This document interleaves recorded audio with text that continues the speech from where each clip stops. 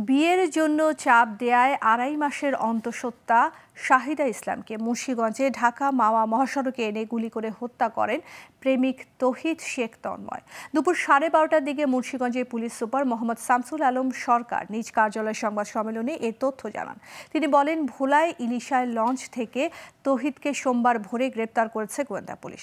তার দেয়া তথ্যে দক্ষিণ কেরানীগঞ্জের বটতলী বেইলি ব্রিজের নিচ থেকে হত্যায় ব্যবহৃত পিস্তল উদ্ধার করা হয়। উদ্ধারকৃত বিদেশি পিস্তলটি 5 আগস্ট রাজধানীর ওয়ারী থানা থেকে লুট করা হয় বলে জানান এসপি।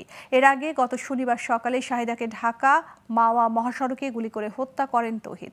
সে রাতে শাহিদার মা জরিনা বেগম শ্রীনগর থানায় কথিত প্রেমিক তৌহিদকে প্রধান আসামি করে হত্যা মামলা দায়ের করেছিলেন।